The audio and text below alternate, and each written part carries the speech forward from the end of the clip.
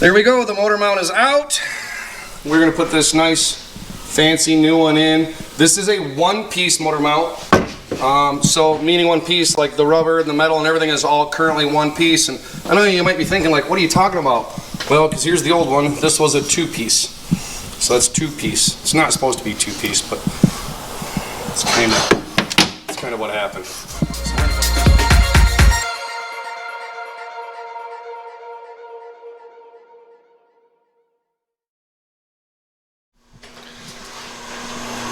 So we just got done mounting up some General Grabber 33 1250 15s. My kids here have been helping me and my daughter change the tires. Blake's been balancing them, getting ready to put them on. So we're getting tires changed out. Got a black spline drive lug nut kit. They just got done mounting and balancing this one. We're going from the old BFG 33 1050 15s to 33 1250 because, well, it's just a more modern size. And the other tires were freaking ancient. So this should be a heck of a lot better tire for the application that we need this vehicle built for. Go ahead and get them slapped on. Let's finish up this other tire, boy. So Eric's got the intake on, power steering, new belt. We ordered a bunch of vacuum lines because they were all getting old and brittle. He's swapping out that last motor mount right now. He's done there. I'm not going to get this wet. Daughter got the bracket fixed for this. Had a broken bolt in the frame, so we took the bracket off, extracted the broken bolt. Bumper and battery box are out being powder coated. The kids knocked out the tires. Blake and Alexis mounted those all up and balanced them. It's awesome having the kids here working on this Jeep. They've spent their whole life doing this crap, so this is kind of a normal, this is what we do. This is our family activity. Some people play Parcheesi. We build Jeeps. We do dumb crap. We're not a traditional family. So the one motor mount the driver's side is severely broke. You can see the crack on this one right there. This one wasn't severely broke, but it was gonna be severely broke. This one's busted all the way along there. As cheap as these things are, I think it was like $25 for the one and $50 for the other. Silly not to just put motor mounts in it. So I guess let's figure out what we're doing next. Oh, I did get sick and tired of the freaking latch falling on me. So we replaced the latch struts. They're like $16 each. It was super cheap. The next day. And we're back at it again.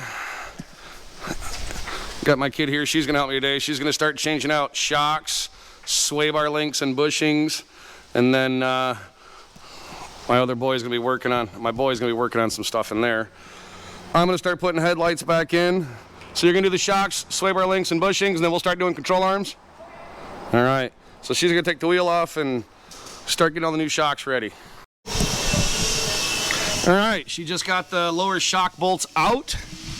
Now she is getting her impact set up so she can get this off.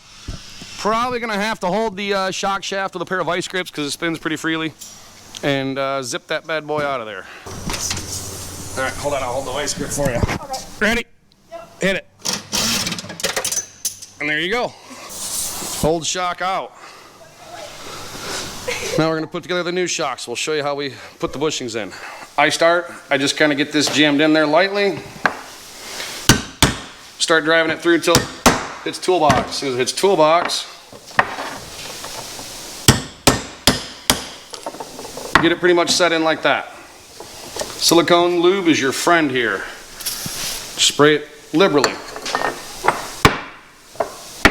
Sit the shock on a socket. Sit this here. Clock it where you want it. Put another socket on top. Hold the shock with your armpit. Don't be afraid to hit it. Hit it with your purse. Done. Installed. I wire wheel the paint off because it makes life much easier. And shock is ready for installation. There's how you put your bushings in them. All right, so she's got the front shocks done. You want to do the front sway bar next? Sure. All right, come on down here. I'll show you what you're going to do. Okay. All right, pop this clip out. Take this stud off. Remove that nut there on both sides. That'll take off the disconnects. We're going to put new ones in here. Then remove these two bolts on each side for your sway bar. And then we'll take the whole entire sway bar down, put new bushings on it, and we'll put all new parts back in. Sweet. You think you got that? Yeah, That's all you. Get her done. Headlights are all in. All mounted. It was a pain in the butt. Not putting them in, but getting the darn things to work. The turn signals weren't working. Had to take the relay out, fix the relay. And she's got the whole front end, or the sway bar system tore off. So she's sitting here waiting on me. We're now gonna just split these apart.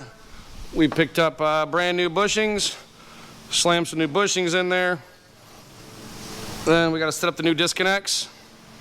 It'll be one more step in the right direction. Drilled a whole bunch of holes around the sleeve, and then once you get that done, you can knock the sleeve out, and then I just run the drill bit on the outside in between the rubber and the outer sleeve, so you can walk the rubber out. The whole time I'm not beating up all this powder coating.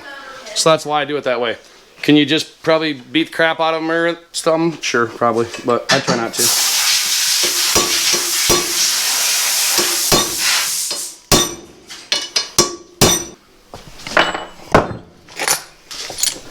Just gives it something for this to bite onto.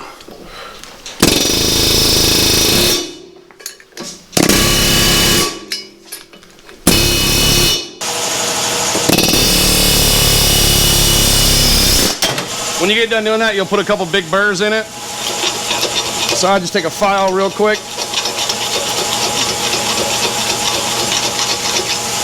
File that down nice and smooth.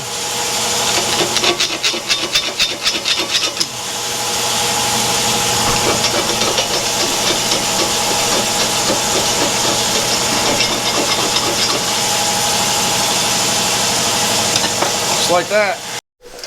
Once you got the old one out, new one goes in.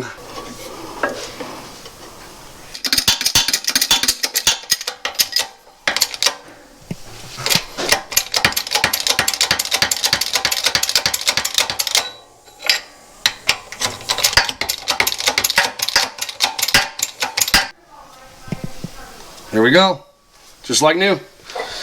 And then I get to trade. I'm gonna take the camera. My daughter's gonna go put this back in for us.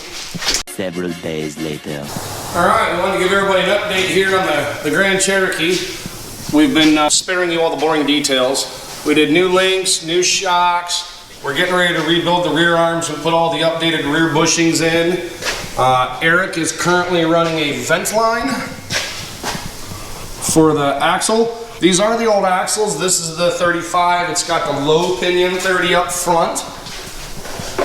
We have not done the axle swap yet. My daughter did put all the bushings in the control arms up front, so all the front control arms are rebuilt. We redid all the tie rods on the SC350 just because they were ancient. New sway bar links, new shocks, rebuilt the track bar. We got a couple exhaust things we got to deal with.